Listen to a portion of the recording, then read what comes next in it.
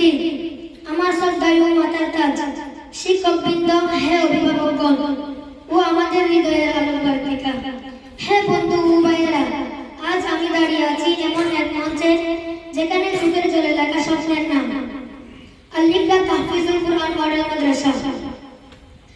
আজ আমাদের এই প্রতিষ্ঠানের 4 বছর পূর্ণতা। 4 বছর যেখানে কোরআনের প্রতিটি আয়াত আমাদের বুকের ভেতরে জমেছে, আর প্রতিটি আয়াতের সঙ্গে জড়ানো আমাদের মায়ের চাহনি ও বাবার দীর্ঘশ্বাস। আমরা আবাসিক ছাত্র, প্রায় মাস 2 পর মা বাবাকে দেখতে পাই।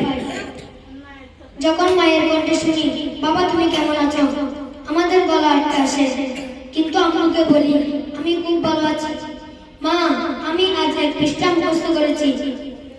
আমাদের কষ্ট, আমাদের ঘুমহীন রাত, বাবা মায়ের আদরবিহীন দিন রাত, সব যেন একটাই উদ্দেশ্য, নিহদিতা। মা বাবার মাথায় জান্নাতের নূরের মুকুট পরাতে চাই, শুধু একটাই উদ্দেশ্য, মা বাবার মুখের হাসি ফোটানো ও জান্নাতের নূরের মুকুট পরানো। প্রিয় উপস্থিতি, আপনারা জানেন হাফেজদের জন্য জান্নাতে এমন এক মাকাম নির্ধারিত আছে যা সাধারণ মানুষের কল্পনার বাইরে। আর হাফেজরা যদি তাদের কোরআন অনুযায়ী জীবন করতে পারে, সে নিজে তো জান্নাতি হবে, তার মা বাবাকে এমন এক মুকুট পরানো হবে যার আলো পুরো পৃথিবী চাপিয়ে যাবে। আজ আমরা এই মঞ্চ থেকে প্রতিজ্ঞা করছি, আমরা কষ্ট করব কিন্তু থামবো না, আমরা হাঁটবো কিন্তু আমরা পিছিয়ে যাব না, আমরা শুধু কোরআন মুখস্থ করবো না, বরং কোরআনের চরিত্র ধারণ করবো ইনশাআল্লাহ।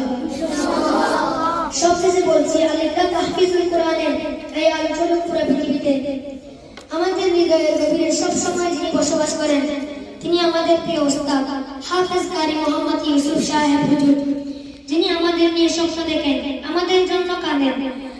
আমরা দোয়া করি আমাদের প্রতিদিনগুলোর তার হৃদয় কেঁপে ওঠে। আমরা দোয়া করি আল্লাহ যেন তার এই হাজার বিনিময় দান করুন। আমিন। জাযাকুমুল্লাহু খাইরান। আসসালামু আলাইকুম ওয়া রাহমাতুল্লাহি ওয়া বারাকাতুহু।